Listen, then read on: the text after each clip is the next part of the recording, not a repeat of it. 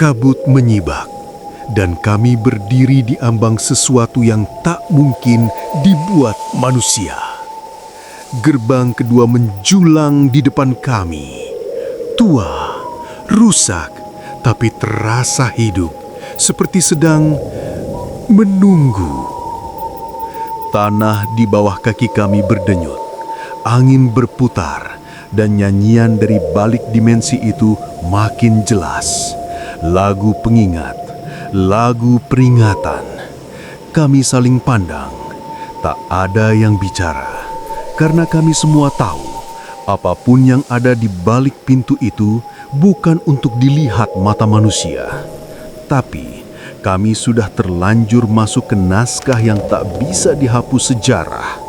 Dan satu-satunya jalan pulang adalah lewat kebenaran yang ingin dikubur sejarah. Maka kami melangkah, perlahan memasuki gerbang kedua.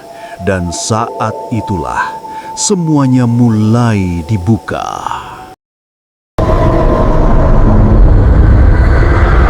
Gunung Liwu Sejarah Terlarang. Langkah kami membawa kami mendekat ke celah batu besar, tersembunyi di balik akar-akar purba. Kabut seolah terhisap masuk ke dalamnya. Dan saat kami menginjak ambangnya, segalanya berubah. Celah batu itu bukan lorong, tapi portal, memutar ruang dan waktu. Di dalamnya kami merasakan pergeseran aneh. Jam tangan kami mati, kompas berputar gila, nafas terasa berat.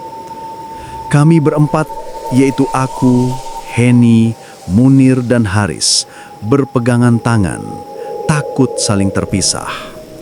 Tapi Liwung seperti makhluk hidup. Ia menelan kami satu persatu. Kami tiba di sebuah gua raksasa, berlapis kristal berpendar. Tapi bukan cahayanya yang menakutkan, melainkan lukisan-lukisan purba yang bergerak perlahan, seperti mengulang sejarah. Di tengah gua, kami menemukan altar dan 4 patung raksasa tanpa wajah. Tapi tangan mereka menunjuk arah berbeda. Kami ikuti arah itu, dan setiap arah membawa kami ke fragmen sejarah. Kami melihat desa kuno dibangun. Kami melihat ritual pertama dilakukan. Kami melihat wajah Azhara, masih muda, masih polos. Dan kami melihat pengkhianatan. Munir menyentuh simbol di dinding. Cahaya merah meledak, dan kami semua tersedot masuk ke dalam kenangan masa lalu. Bukan sekadar melihat, tapi mengalaminya. Kami adalah warga desa. Kami ada di malam pengorbanan Azhara. Kami memegang obor. Kami ikut diam. Dan rasa bersalah itu seperti menempel di kulit. Saat kami sadar, Heni menangis. Bukan karena takut, tapi karena sebagian dari jiwanya tertinggal di sana. Dan saat kami pikir semuanya sudah berakhir, kami melangkah keluar dari gua itu. Tapi dunia yang menyambut kami bukanlah dunia yang kami kenal. Kami keluar dari gua, tapi kami tak benar-benar kembali. Desa itu sama, tapi waktu telah berubah. Orang-orang tak mengenal kami, bahkan rumah-rumah punya bentuk lain. Lebih tua, lebih asing. Kami disambut oleh seorang pria tua dengan mata putih dan suara bergema. Kalian adalah saksi, maka kalian juga adalah penjaga. Kami diberi tempat tinggal tapi tak diizinkan keluar malam. Heni mulai mimpi buruk. Munir mulai menulis dalam bahasa asing. Haris mulai berbicara sendiri.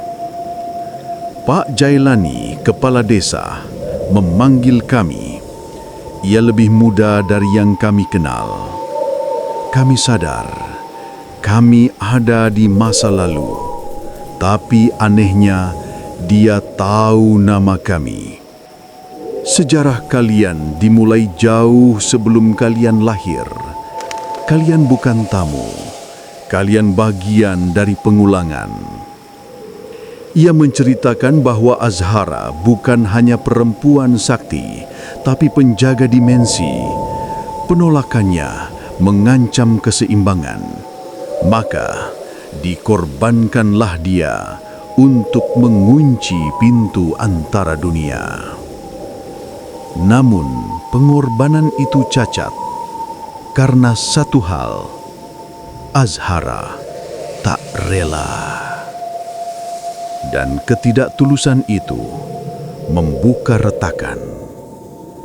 Kami sadar, kami bukan hanya melihat masa lalu, kami berada dalam lingkaran yang terus berulang.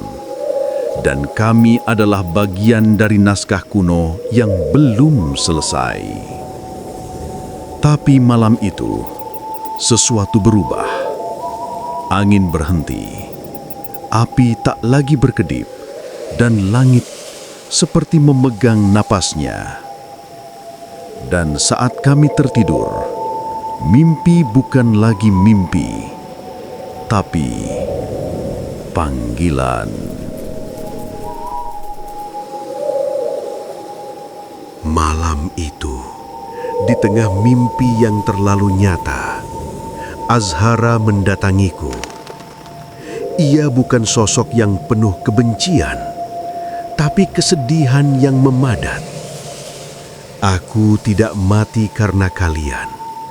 Aku mati karena aku tahu masa depan kalian akan sama gelapnya. Aku terbangun dengan tubuh terbakar simbol. Munir pingsan, tubuhnya menggigil. Heni mulai berbicara dengan bahasa yang tak kami mengerti. Kami mengungsi ke hutan, tapi bayangan mengikuti kami.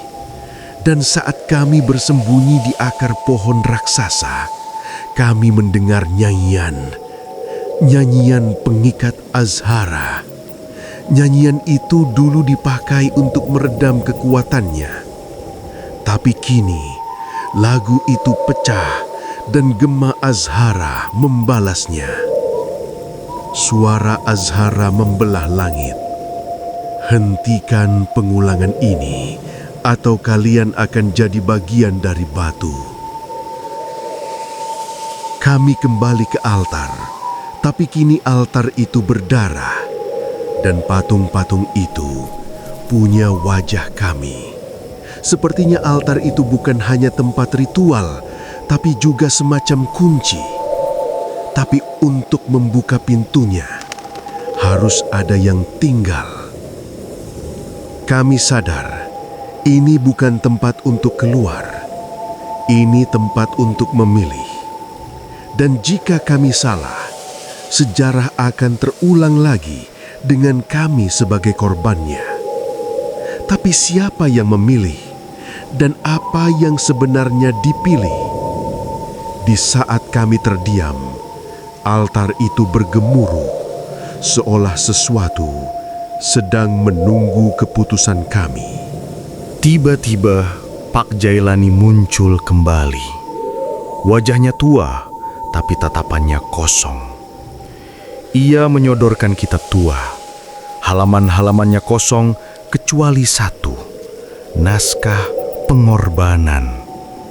Seseorang harus ditulis ulang, katanya.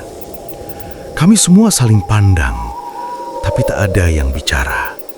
Karena semua tahu, satu dari kami harus hilang dari sejarah. Tiba-tiba, Haris berdiri dan tertawa kecil. Aku sudah dengar ini di kepalaku seminggu terakhir. Aku memang bukan bagian dari kalian lagi. Kami pikir dia bercanda, tapi langkahnya mantap ke tengah altar. Ia ambil batu ukir dan menoreh namanya di kitab itu. Altar menyala, tapi tubuh Haris tak terbakar. Ia menghilang, seolah tak pernah ada. Bahkan suara kami tentangnya menghilang dari ingatan. Kami hanya tahu ada kekosongan, tapi tak tahu apa. Namun Munir menangis. Dia teman kita, tapi kenapa aku lupa namanya? Pak Jailani tersenyum getir. Pengorbanan sejati adalah dilupakan. Dan saat kitab itu tertutup, langit untuk pertama kalinya menggeram. Kami menengadah dan sadar sesuatu yang jauh lebih besar baru saja dibuka. Langit mulai retak, tapi bukan karena cuaca, melainkan karena sesuatu yang jauh lebih besar telah bergeser. Kami berdiri di tebing terakhir, tempat seluruh dimensi Liwung terbuka seperti luka. Di depan kami, cermin raksasa muncul dari tanah, memantulkan wajah kami, bukan seperti sekarang, tapi seperti versi lain yang sudah hancur. Suara Azhara menggaung dari langit yang gelap. Ini bukan akhir kalian. Ini awal penghakiman. Kalian bukan pewaris, kalian alat. Tiba-tiba angin berhenti. Suara burung lenyap. Hening sempurna. Kami terdiam. Satu persatu, tubuh kami mulai memudar, seperti terserap oleh sesuatu yang bukan dari dunia ini.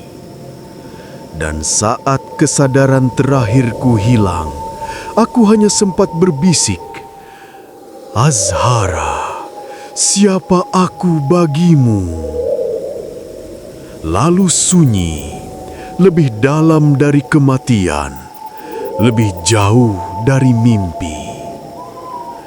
Dan dalam sunyi itulah aku dipanggil. Aku terbangun di tempat asing.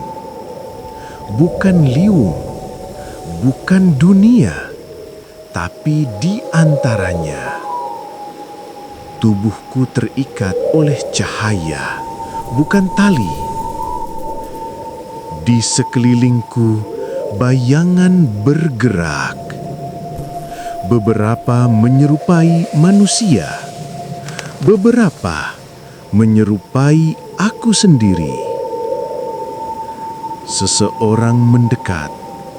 Ia memanggilku bukan dengan nama, tapi dengan gelar. Kau, pewaris Azhara. Dan aku sadar, aku bukan lagi pencari, tapi aku yang dicari. Cerita ini belum berakhir. Gunung Liwung akan kembali. Subscribe kalau kamu berani.